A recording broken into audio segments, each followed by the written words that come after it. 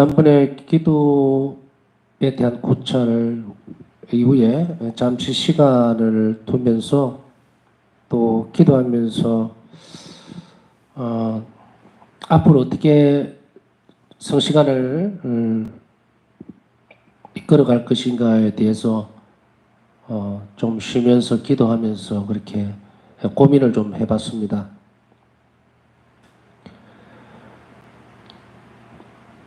어떤 뭔가를 가르쳐야 되는 것은 맞는데 무엇을 가르쳐야 될 것인가 아니면 그냥 기도만 계속해야 될 것인가 뭐 여러 가지 생각이 많았어요, 사실은.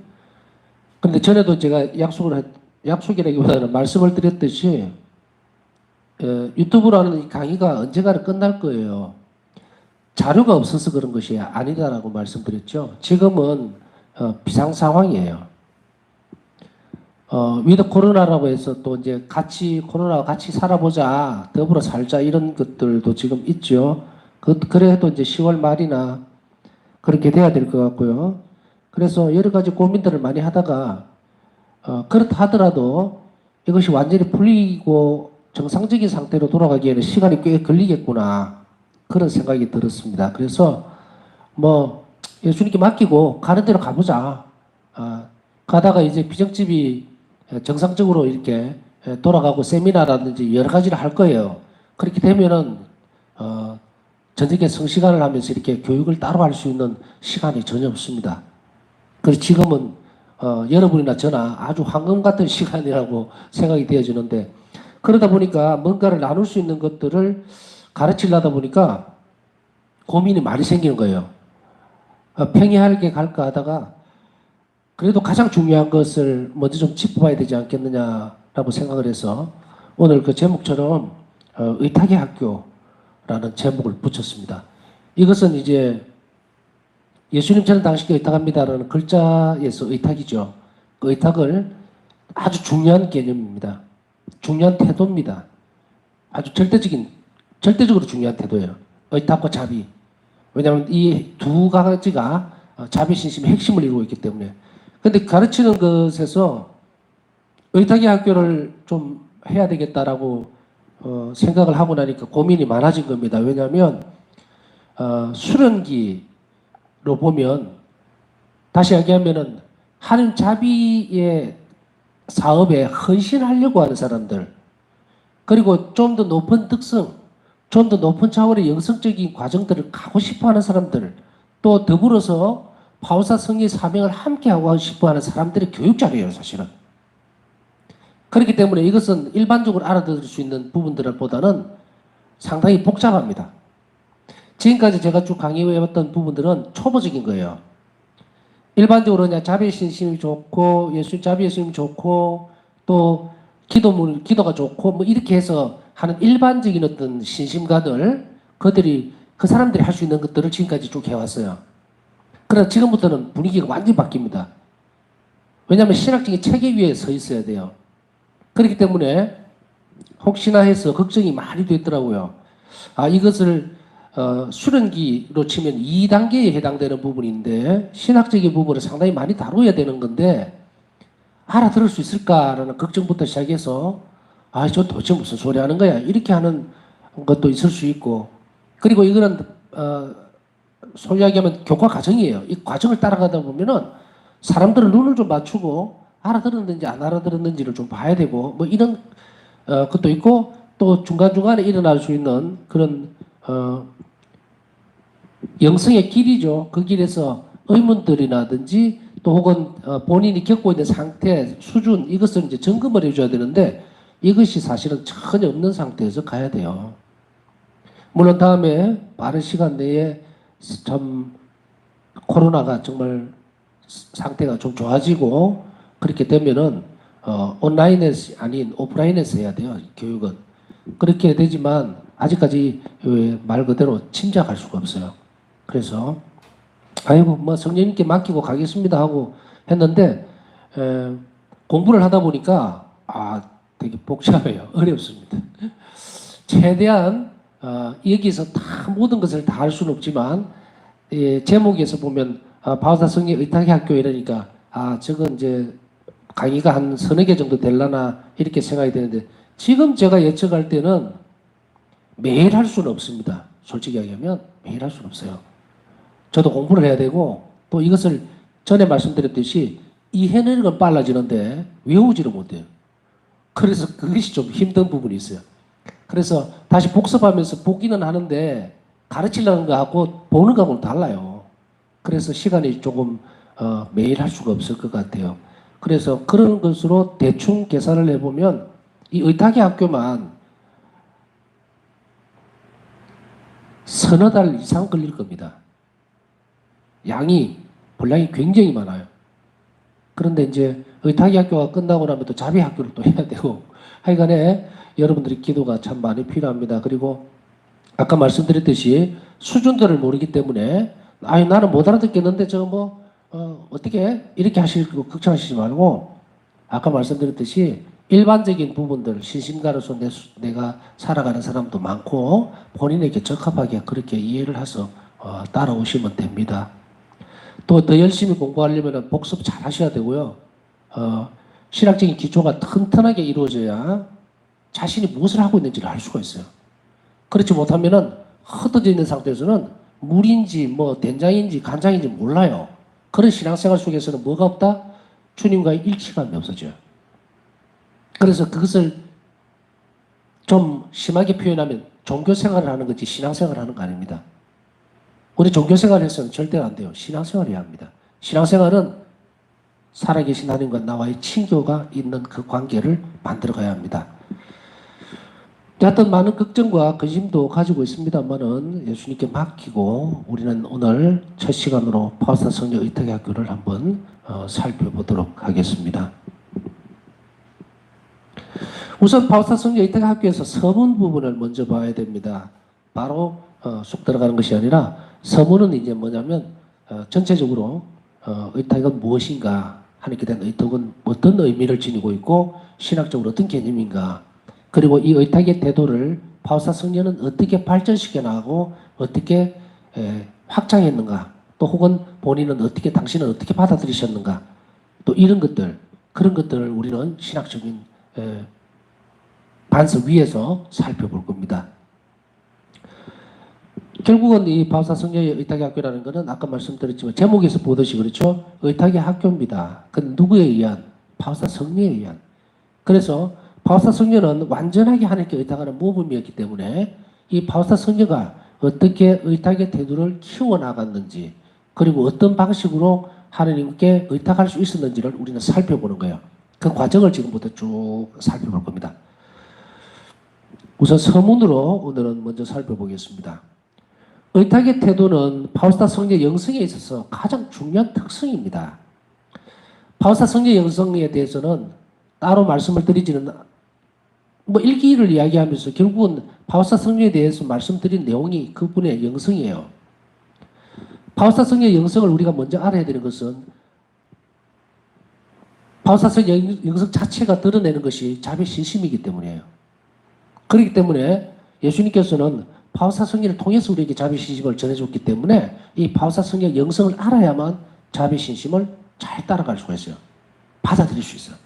어떻게 실천했는지, 무엇을 했는지, 또 그 내용이 무엇인지 그것을 잘 알 수가 있기 때문에 이 파우스타 성녀에게 있어서 어떻게 드러나는 거냐 자비신심이 이 태도에서 가장 중요한 것이 바로 의탁과 자비였어요. 그중에 오늘은 우리는 의탁에 대해서 살펴보고자 하는 겁니다. 의탁의 태도는 그래서 파우스타 성녀 영성에 있어서 아주 중요한 특성이 됩니다.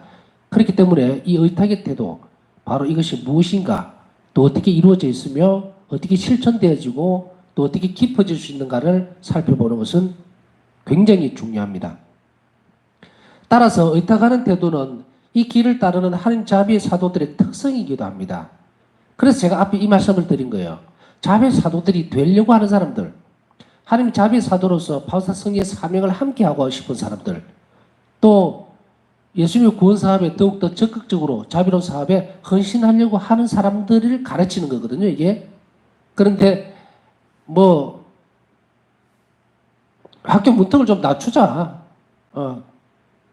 그래도 이렇게 들어가면서 또 크는 거니까 그렇게 학벌 자르듯이 이렇게 하는 것은 아닙니다만은, 그러나 언젠가 의탁의 학교를 온라인이 아니고 오프라인에서 피정집에서 하게 되면 이렇게 단계를 잘라서 받아야 됩니다. 못 알아들어요. 그렇기 때문에 그 초보적인 비정들을 많이 하고 단계가 된 사람들을 선별해서 받을 수밖에 없어요, 교육을. 그렇기 때문에 어떻게 보면은 그런 기회들이 줄어들 수가 있죠. 그래서 기회를 좀 열어주기 위해서 완전히 우리가 피정을 하면서 하는 거하고는 강의가 달라지겠지만 여하튼 함축적으로 해서 가능한 한 알아들을 수 있도록 우리가 나눌 수 있는 부분까지만 한번 살펴보도록 하겠습니다. 하느님 자비의 사도의 특징이기도 한 이 의탁의 태도는 어디에서 잘 드러나고 있냐면 성의 생애와 일기에서 잘 나타납니다. 여러분들이 그 바사성의 일기를 묵상을 통독하면서 잘 따라왔다면 거기에서 바사성녀가 어떤 상황에서 어떻게 예수님께 의탁했는지 그 부분들이 굉장히 잘 드러나고 있다는 것을 우리는 잘 알 수가 있어요. 당신의 불안함이라든지 예를 들면 또 불안전성 또 당신이 처해 있는 상황에 따라서 굉장히 힘들 때마다 어떻게 합니까? 성체 앞에 가서 일기에는 이런 대목이 나오죠. 주님께서 저를 죽이신다 하더라도 지금 저는 당신께 의탁합니다.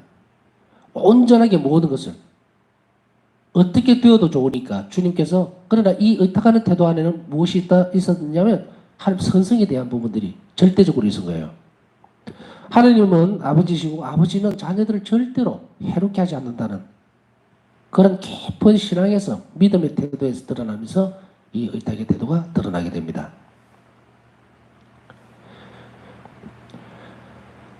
성령의 생애와 일기에서 나타난 의탁의 태도를 살펴보면 이런 특징이 있어요. 첫 번째는 단지 신앙의 진리에 대한 어떤 경건한 느낌을 갖는 것이 아닙니다.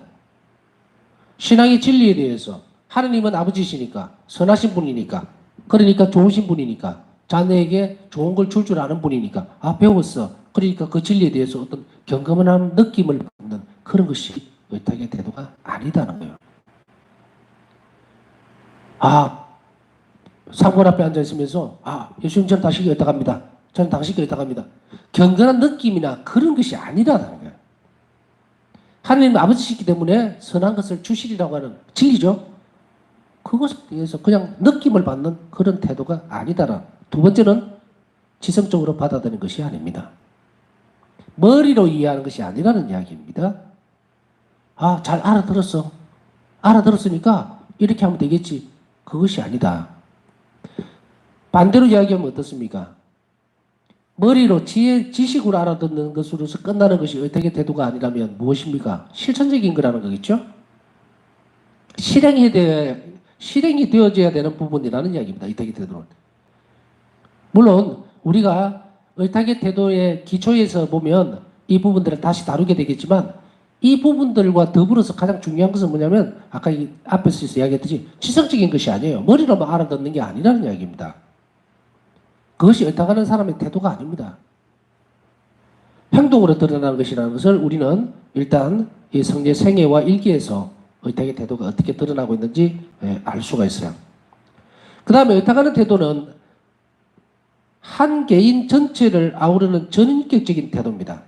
이 무슨 말이냐면 다시 이야기하면 인격적인 것, 한 개인, 저를 보면 내 자신의 전체를 아우르는 전인격적인 거예요. 어떤 한 부분, 요만한 부분, 이런 부분, 이게 아니라 전체적인 것을 다 이야기하는 겁니다. 나라고 하는 인간 전체의 모든 것들을 다 이야기하는 거예요. 이게 도덕적인 특성도 있고, 또 윤리적인 것도 있고, 내 신앙적인 어떤 결단도 있고, 태도도 있고, 모든 것들을 다 아우르는 것, 전인적인 것을 이야기한다는 거예요. 전인격적인 것. 다시 이야기하면 의탁하는 태도는 계명이나 일상생활에서의 의무 그리고 성령의 영감에 내포되어 있는 하나님의 뜻을 실천함으로써 표현이 되어집니다. 내가 의탁하고 있다는 태도는 그냥 앉아서 머리로만 생각하는 것이 아니라고 얘기했죠. 그러면은 의탁하는 태도는 뭡니까? 전인격적인 거예요. 전인격적으로 온몸으로 받아들이는 신앙이어야 한다. 온몸으로 받아들이는 신앙이라고 하는 것은 밑에서 조금 설명했죠. 계명 준수를 잘 해야 돼요. 나에게 주어진 의무를 잘하는 것. 또 일상생활에서 내가 해야 되는 의무. 사실은 그 일상생활 속에서 드러나는 의무라는 것이 여러분들이 어떤 것이라고 생각해요? 일상생활이죠. 일상생활에서 예를 들어서 우리는 신앙인이니까 교회가 가르치는 대로 조가망과 아침기도 저녁기도죠. 아침기도 저녁기도 잘 바치고 묵주기도 때때로 하고 또 내주 활동 좀 하고 그것만이 일상적인 일상생활에서의 의무가 아니죠. 우리가 기회가 닿는 대로 가난한 이들을 돌봐야 되고 병자들을 돌봐야 되고 그죠? 또 불쌍하고 애처로운 사람들에게 위로해야 줘야 되고 이거 복음직 권고예요. 이거까지 다 이야기하는 일상적인 의무입니다. 딱딱 조목조목 집어가지고 요거에서 요거 하는 그것만 딱 틀에 맞추어가지고 하는 거 그거 의무 아닙니다. 일상적인 생활에서의 의무는요. 광범위하게 보면 사랑의 의무예요. 싸우지 말아야 된다. 다투지 말아야 된다. 분열시키지 말아야 된다. 이웃에게 좋은 말을 해야 된다. 이것을 우리는 나중에 뭐라고 얘기합니까? 항상 자비로울 것. 이렇게 이제 이야기가 되어지는데 여하튼 이런 일상생활에서의 의무 그리고 성령의 영감에 내포되어 있는 하나님 뜻을 실천함으로써 변해. 성령의 영감. 선한 것이 나에게 생겼을 때 이거 뭐예요? 착한 일을 해야지. 내가 저 사람 참 너무 애처롭다. 오늘 뉴스를 들었는데 너무 마음 아픈 일이 있었어. 응? 너무 불행한 일이 있었어. 저렇게 준비도 없이 죽은 영혼들이 있었네. 미사라도한테 드려주고 연도라도 드려주고 자비기도라도 바쳐줄까? 이게 뭡니까? 성의 영감이에요. 왜? 영혼 구원과 연결되죠. 자비로운 행위와 연결되죠. 이 성의 영감이고 내 생각이 아닌 거예요. 그랬을 때에 우리는 그것을 실천해 버리는 거예요. 그렇게 함으로 인해서 하나님의 구원 사업에 협력하고 하나님 뜻을 충실하게 내 삶에 반영시켜 나가는 것. 이건 전체를 아우르는 이것이 바로 의탁의 태도예요. 자, 그러면 의탁의 태도를 형성하는 기초가 있죠. 어떻게 하면 의탁의 태도를 키워나갈 수 있을 것인가? 의탁의 태도라는 게 이제 어떤 형태죠. 그것을 내가 어떻게 갖출 수 있을 것인가? 자비로운 태도 이러면은 행동들이 드러나고 마음적으로도 드러나고 내 외적인 게 다 드러나죠. 마찬가지로 의탁의 태도도 내가 일상적으로 하나 예를 들면 근심거리가 지금 있어요. 내일 걱정거리가 참 많아. 근데 이 시간에 주님께서 내 기도를 잘 들어주시고 그러니까 내가 기도드리는 내용이 아버지 마음에 드는 것이기 때문에 결코 외면하지 않으실 거라고 생각하고 그러면 지금 이 시간을 주님께 봉헌했다. 의탁의 태도 맞아요. 대신에 내일 무슨 일이 벌어지든 어떤 형태로 그 일이 해결이 되든 해결이 되지 않든 그것은 오롯이 주님께서 그 일을 해나가시고 있다는 것을 내가 믿습니다라고 할 때 의탁의 태도가 되죠. 실행이 되어지는 거죠. 내일 내가 참 힘든 사람을 만나야 되고 어려운 일을 결정해야 돼요. 가지가 너무 싫어. 근데 오늘 내가 기도합니다. 주님, 내일 그 사람 안 만났으면 좋겠습니다. 또 그곳에 안 갈 수 있도록 해주세요. 어릴 때는 아마 그런 기도를 좀 많이 했던 것 같습니다. 사실은 신학생 때도 그런 기도를 한 적이 있어요. 자주는 아니지만 그때는 철없을 때라서 그런지 모르지만 어떤 때냐면 기도하면서 그러더니 예수님 내일 뭐 예를 들어서 철학 수업이 있다 아니면 무슨 수업이 있잖아요. 교수님이 조금 일이 바빠서 혹은 몸이 좀 불편해서 내일 수업 좀 빠지게 해주세요. 내일 수업이 너무 많으니까 그렇게 좀 해주세요 하는 그런 철없는 기도를 바친 기억도 납니다만은 어쨌든 간에 이런 우리가 원하는 부분들을 드러내고 하지 못했던 부분들 만일에 신학생 때 그런 것이 예수님 마음을 아프게 해드린 것이었다면 정말로 안 했죠. 남을 해하게 하는 그런 의도는 정말 없었지만 여하튼 우리는 이런 과정들을 겪으면서 잘못된 것을 알면 고치고 또 성장하는 그런 과정들이 있겠죠. 그래서 내일 어떤 기도를 바치면서 내일 그곳에 안 갔으면 좋겠습니다. 또 혹은 만나지 말았으면 좋겠습니다. 정말 너무 힘이 듭니다 하고 기도를 했을 때에 그 다음에 예수님 저는 당신께 맡깁니다 했을 때 그 다음에 우리가 태도가 드러나죠. 그 시간이 됐는데 아무 변화가 없어. 할 수 없이 가야 돼요. 그랬을 때 원망을 할 건가? 태도가 싹 갈라져 버리죠. 정말로 우리가 예수님을 믿고 의탁했다면 주님 제가 힘이 들지만 저와 함께 가주십시오.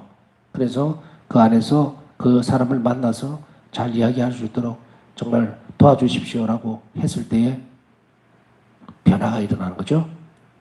변화가, 그걸 믿는 거예요. 설사 그곳에 갔을 때에 별로 그렇게 썩 마음에 탐탁지 않는 그런 내용들로 채워져 있어 막 돌아왔다 하더라도 그 안에는 이미 우리는 뭐 해야 된다? 의탁하는 태도, 그것은 작은 의탁의 태도겠지만 예수님께서 내가 말했던 그 부분을 손을 대셨다는 것을 믿어야 합니다. 어디에서 나옵니까? 우리는 일기를 잘 보면서 그것을 배웠죠, 이미. 자, 이러한 의탁이라고 하는 태도를 만들기 위해서는 그 기초를 만들어야 되죠. 그래서 그 기초가 되는 부분들을 무엇으로 우리는 만들어 놓을 것인가? 첫 번째로는 이 의탁하는 태도의 기초는 하나님 자비의 신비에 대해 알고 있어야 합니다. 하나님 자비의 신비에 대해서 알고 있다는 것은 어떤 것입니까? 하나님이 자비롭다고 하는 것을 우리는 이해하고 지성적으로 받아들이는 거죠. 그래서 여러분들은 쭉 지금까지 잘 따라오셨다면 바울사도의 일기 안에서 하나님 자비의 신비에 대해서 많은 부분을 알게 됐습니다. 그렇죠? 지성적인 노력을 통해서 알게 됐죠. 그러면 그것을 계속 어떻게 해야 된다? 일상생활에서 이거를 묵상을 해 나갑니다. 두 번째로는. 그래서 다시 강조하면 하나님 자비 신비에 대해서 알고 첫째, 두 번째는 일상생활 속에서 이를 묵상하는 데 있습니다. 이것이 의탁하는 태도의 기초예요. 우리가 건물을 지으려고 하면 땅을 파고 그 다음에 철근을 넣고 그 위에다가 시멘트를 부어서 콘크리트를 만들죠. 콘크리트 바닥을 만든 위에 그 위에 어떻게 합니까? 철근을 세워서 집을 만들어 나가죠. 한 자비에 대해서 신비에 대해서 알려고 하지도 않고 한 자비 신비에 대해서 묵상하지도 않고 그리고 일상생활에서 이를 계속 접목시키려고 하지 않는 사람은 어떻다? 그냥 모래사장에다가 막 집을 지어버리려고 하는 거예요. 그것은 밭에 심지도 않고 열매를 거두려고 하는 사람과 똑같습니다. 그렇기 때문에 여러분들이 이런 기초를 잘 다져나가기 위해서 지금까지 저를 따라서 쭉 오셨다면 이 바울사도의 일기를 계속해서 봐야 돼요. 계속해서. 그래서 제가 강의를 안 지우고 남겨놓은 거예요. 계속하면서 그 한 가지를 가지고서 계속 일상생활 속에서 접목하면서 묵상해야 합니다. 그래서 아까 예를 들어 드렸잖아요. 사람과 사람 사이의 관계에서 이런 부분들이 있을 때 우리는 일기에서 드러난 하나님 자비를 이끌고 와서 그것을 가지고 묵상하면서 그것을 의탁하는 태도로 바꿔나가야 돼요. 그렇게 함으로 인해서 기초가 자꾸 다져진다는 거예요. 그렇기 때문에 기도와 신비에 대해서 잘 아는 것과 두 번째 이것들을 이 일상생활에서 묵상하는 게 가장 중요합니다. 한 번씩 보면 어떤 마음을 이렇게 이야기를 듣잖아요. 그때 어떤 때는 참 마음이 아플 때가 있어요. 어떤 때 그런 마음이 아프냐면 예수님이 아니에요. 신부님, 제가요, 신부님 강의하는 거요, 처음부터 끝까지 쫙 다 들었어요. 아, 그래요.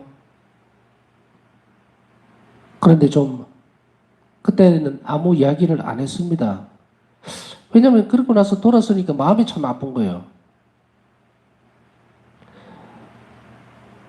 그렇게 봐서 그 짧은 시간에 그 방대한 내용을 다 봤다라고 얘기를 다 들었다, 다 봤다라는 게 가능한 것인가?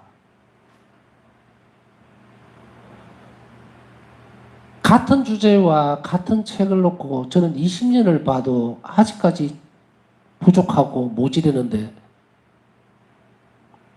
어떻게 서너 달 동안에 그것도 완전히 뭐라 그럴까요? 그냥 듣듯이. 어떤 때는 묵상 일기의 주제 하나를 가지고서 묵상을 하는 게 몇 달씩 걸릴 때도 있고, 그걸 가지고서 또 실생활에 접목을 하려고 하면 몇 년이 걸릴 때도 있는데, 왜 그렇게 넘어가지? 이런 생각. 너무 제가 이렇게 걱정이 많아서 그래요. 걱정이 많아서 그런 겁니다. 다른 것은 아니고 계속 묵상하는 걸 연습하셔야 돼요. 제가 전에도 말씀드렸잖아요. 그러기 위해서 제가 부족한 강의지만 유튜브에 참 올려놓고 있는 이유가 초기에는 내가 싹 다 지워버리려고 그랬잖아요. 강의만 하고 싹 지우고 이렇게 하려 했는데 가만히 생각하면서 그것을 지우지 못한 이유가 계속 반복해서 봐야 되는 것이기 때문에요. 여하튼 그래서 이 강의도 여러분들이 계속해서 자세히 듣고 또 생각하고 어렵다 생각하시지 말고 이것을 실천할 수 있는 부분으로 자꾸 연결을 지어주셨으면 좋겠다 하고 말씀을 드린 겁니다.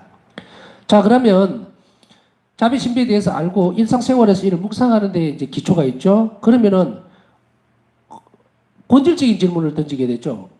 옳다가는 태도로 그러면 어떻게 하면 키울 수가 있어요? 성장시킬 수가 있어요? 이거죠? 기초는 이게 나아졌다 치고 그 위에 이제 뭘 올려야 될 거 아니에요? 그러면 이 옳다가는 태도를 어떻게 하면은 성장시킬 수가 있습니까? 라고 했을 때 첫 번째는 이 의탁의 태도는 여러 가지로 구성되어 있는 특성이 있어요. 특성이라고 하면은 믿음, 희망, 사랑, 겸손, 통해 이런 특성들이 딱 붙어갖고 같이 구성이 되어 있습니다. 구성이라는 말 아시죠? 무슨 말인가? 우리가 라면을 한 봉지 사면은 뭘로 구성되어 있습니까? 물으면 안에 열어보면 라면이 있고 건 스프가 있고 또 야채 말고 본래의 그 조미료들이 있는 스프가 있고 이게 구성품이잖아요. 이런 할 때 구성이에요. 그 의탁의 태도는 이런 여러 가지 특성들로 모여 있어요. 그래서 이것을 실천하는 겁니다. 그래서 의탁하는 태도는 이런 태도다라고 딱 이렇게 드러나는 게 아니라 그것을 구성하는 여러 가지 특성들, 통해라든지 겸손한 것, 사랑, 선을 실천하는 이런 것, 믿음, 희망 이것 딱 모여서 구성하기 때문에 이것을 실천하도록 애를 써야 됩니다. 두 번째로는 성사생활과 양심성찰 그리고 하나님의 뜻을 충실히 수행하는 겁니다. 성사생활은 얼마나 강조를 했는지 모릅니다. 제가. 성사생활은 하나님과의 만남이라고 계속해서 강조했죠. 그렇기 때문에 이 성사생활에 충실한 것.